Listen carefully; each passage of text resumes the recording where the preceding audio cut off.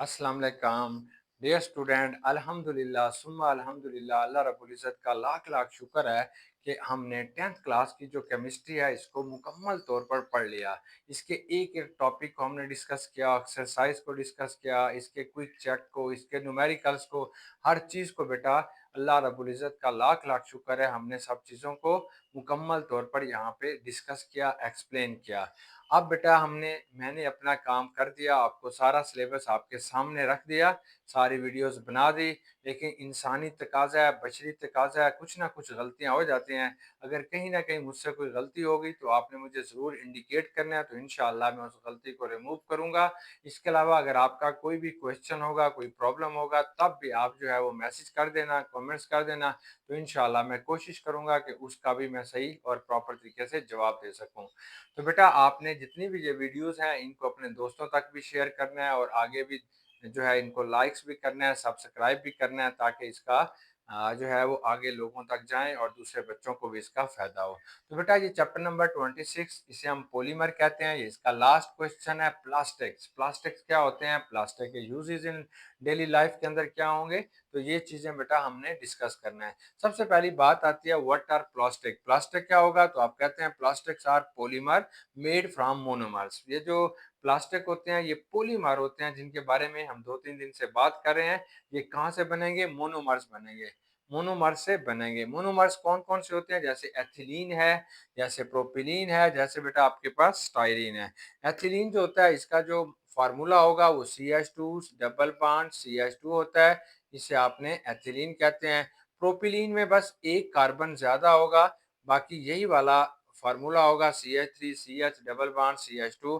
Styrene क्या होती है, ये हमारे पास एक एरोमेटिक एरोमेटिक जो है वो मोनोमर है। ये बेंजीन लगाएंगे, यहाँ पे CH डबल बॉन्ड CH2 कहते हैं। इसे आपने विनाइल बेंजीन भी कहते हैं, that is also known as a styrene.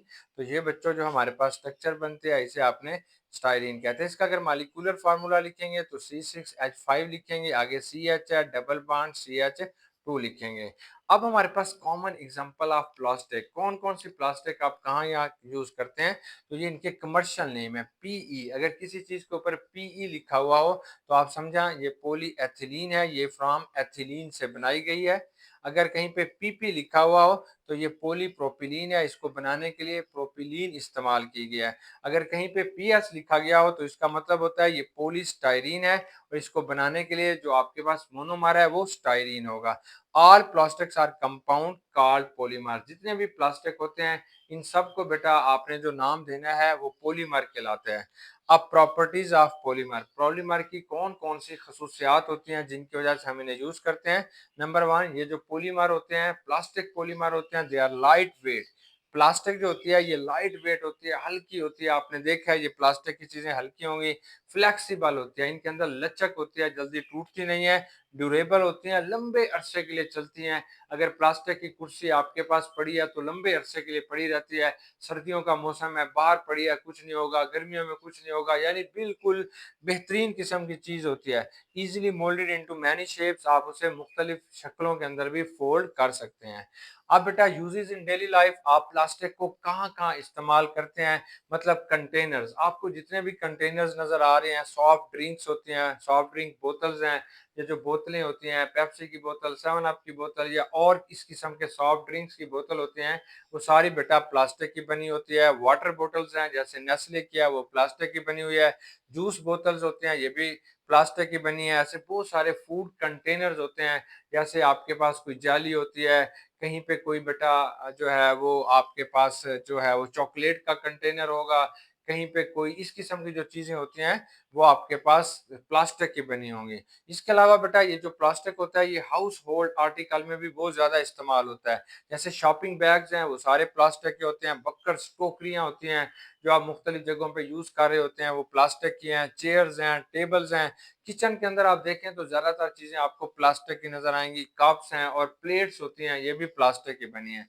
Packing material के अंदर भी हम प्लास्टिक को बहुत ज्यादा यूज करते हैं, फूड रैपर्स करने के लिए भी आप इसे यूज कर रहे होते हैं। Million of tons of plastic, हमारे पास जो होता है प्लास्टिक जो होता है वो हर साल 20वीं सदी से लेके आज तक हर साल मिलियन ऑफ टन जो है वो प्लास्टिक हर साल दुनिया के अंदर बेटा बनाया जाता है, ताकि इंसानों की ज़रूरत को पूरा किया जा सके। अब importance of polymer in textile industry, ये जो पॉलीमर होते हैं इनकी टेक्सटाइल इंडस्ट्री में जहाँ पे कपड़े बन रहे होते हैं वहाँ पे इनका क्या अफादियत है, क्या अहमियत है।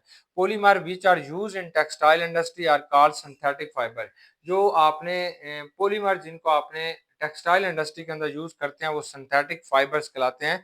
एग्जांपल ऑफ सिंथेटिक फाइबर्स कौन से होते हैं, जैसे नैलून है, पॉलिएस्टर्स है, रेयान है, एक्रिलिक है। ये सारे आपके पास क्या मुख्तलिफ फाइबर्स हैं जिससे हम कपड़े बनाते हैं मुख्तलिफ टाइप के। अब बेटा why we use in textile industry, textile industry में इन पॉलीमर्स को आप क्यों यूज करते हैं। अब ये जो सिंथेटिक फाइबर्स होते हैं ये बेटर होते हैं than cotton silk for many reason. ये जो कॉटन से भी ये अच्छे होते हैं, सिल्क से भी ये अच्छे होते हैं, इसकी कुछ रीजंस हैं। पहली रीजन ये है कि ये जो हमारे पास सिंथेटिक फाइबर्स होते हैं they are cheaper than natural fibre. मतलब आप जानते हैं कॉटन बहुत महंगी होती है, कॉटन के कपड़े महंगे होंगे, लेकिन सिंथेटिक फाइबर्स के जो कपड़े होते हैं वो बेटा सस्ते होते हैं, स्ट्रॉन्गर होते हैं, मजबूत होते हैं, ड्यूरेबल होते हैं, ज्यादा अरसा चलते हैं। कॉटन के कपड़े जल्दी फट जाते हैं, डू नॉट श्रिंक, श्रिंक नहीं होते। लेकिन कॉटन है, खद्दर है, ये चीजें जो होती हैं वो श्रिंक हो जाती हैं यानी सुकड़ जाते हैं। लाइट वेट होते हैं और क्विक ड्राइंग होते हैं, बड़े हल्के होते हैं और आसानी के साथ बच्चे ये खुश्क भी हो जाते हैं। रेजिस्ट व्रिंकलिंग, अगर आपके पास कॉटन के कपड़े हैं, आपने वैसे उन्हें धो के तार के ऊपर डाला हुआ है, दोबारा पहनेंगे तो उसके अंदर बहुत सारे व्रिंकलिंग आ जाएगी, मतलब मुड़े हुए नजर आएंगे। लेकिन बच्चों ये जो आपके पास सिंथेटिक फाइबर्स होते हैं ये ऐसे लगते हैं जैसे इस्त्री किए हुए हैं। मॉथ एंड इंसेक्ट रेजिस्टेंस, आमतौर पर जैसे टिड्डियां होती हैं और परवाने कीड़े मकोड़े होते हैं वो कॉटन और सिल्क के कपड़ों को नुकसान देते हैं, खा जाते हैं। लेकिन ये कीड़े मकोड़े जो है ये सिंथेटिक फाइबर को बेटा कुछ नहीं करते, उसे वो उनको रेजिस्ट करता है। ऐसे हमारी जो गर्म चादरें होती हैं वो भी इन्हीं फाइबर से बनी हुई होती हैं। कॉमन पॉलीमर आपके पास कौन से होते हैं, सबसे कॉमन पॉलीमर जो होगा वो पॉलीएस्टर होता है और नैलून होता है। तकरीबन 69% जो कपड़े हमारे पास बनाए जाते हैं वो सिर्फ और सिर्फ बेटा नैलून और पॉलीएस्टर से बनाए जाते हैं। अब ये जो पॉलीएस्टर होता है ये कहाँ पे यूज होता है, जितने भी स्पोर्ट्स वेयर होते हैं, यानी स्पोर्ट्स की जो शर्टें हैं, ट्राउजर हैं, जो भी चीजें स्पोर्ट्स के अंदर इस्तेमाल हो रही होती हैं सारी की सारी बेटा पॉलीएस्टर से बनाए जाते हैं। इसके अलावा होजरी का जो सामान होता है, होजरी का क्या सामान होगा, शर्ट होगी, ट्राउजर्स होंगी, किट्टे होंगी, या बेटा मुख्तलिफ किस्म की जैकेट्स होती हैं, बुनियान्स होती हैं, इन सब को अपने होजरी कहते हैं। ये सारे पॉलीएस्टर से बनाए जाएंगे। इसके अलावा बेटा जो नलूल होता है इससे आपने कपड़े बना रहे होते हैं, मुख्तलिफ किस्म के कपड़े बनाए जाते हैं। और इसके अलावा बेटा एक्रिलिक, एक्रिलिक हमारे पास एक सिंथेटिक फाइबर है एक्रिलिक, उसे हम कहाँ यूज करते हैं, उससे बेटा आमतौर पर स्वेटरें बनाते हैं, जुराबे बनाते हैं, गर्म चीजें बनाने के लिए इस्तेमाल होगा। अब ये जो प्लास्टिक है इसके इतने सारे हमारे पास जो है वो इसके इस्तेमालात हैं, इतने सारे बेटा प्लास्टिक के फायदे हैं। लेकिन ये जो प्लास्टिक होता है ये इंसानी जिंदगी के ऊपर एडवर्स इफेक्ट भी डालता है। इसके नुकसानात भी बहुत सारे हैं। क्या नुकसानात हैं? नंबर वन, ये नॉन बायोडिग्रेडेबल है, मतलब ये एक ऐसा फाइबर होता है, ये ऐसी चीजें होती हैं जो कि आमतौर पर नॉन बायोडिग्रेडेबल होता है, मतलब इसे जो है वो आमतौर पर बैक्टीरिया या छोटे जो डिकम्पोजर्स होते हैं वो इसको तोड़ नहीं सकते, ये टूटता नहीं है। अगर ये प्लास्टिक वाली चीज मैं जमीन के नीचे रख दूं तो ये सदियां गुजर जाएंगी, तकरीबन 1000 साल गुजर जाएगा, 1000 साल। 1000 साल के बाद शायद ये डिकम्पोज हो सके, लेकिन 1000 साल तक ये डिकम्पोज नहीं होगा। तो इसलिए बेटा इसका नुकसान है। तो इसके नुकसानात क्या होंगे? ह्यूज बिल्टअप, कि अगर आप इनको फेंकते जाएंगे टूटे हुए प्लास्टिक की चीजों को तो बहुत बड़ा यहाँ पे ढेरियां लग जाएंगी, ढेर बन जाएंगे, और ये हमारे लिए एक पोल्यूशन, एक परेशानी का सबब बनेगा।